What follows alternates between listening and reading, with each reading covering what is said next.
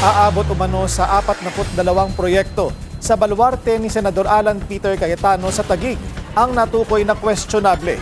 Kabilang umano rito ang pinaghihinalaang Ghost Slope Protection Project at unauthorized reclamation sa ilang bahagi ng Laguna Lake.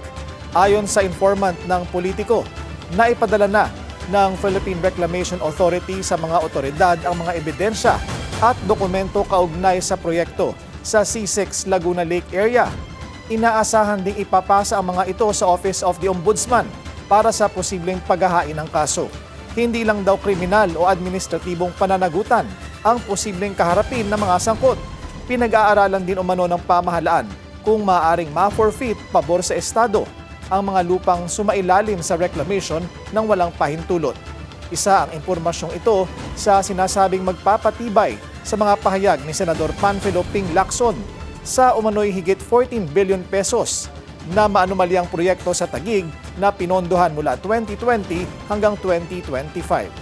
Manatiling nakatutok sa Bilyonaryo News Channel, sumubaybay sa aming social media accounts at mag-subscribe sa aming YouTube channel para sa mga eksklusibong balita at storya.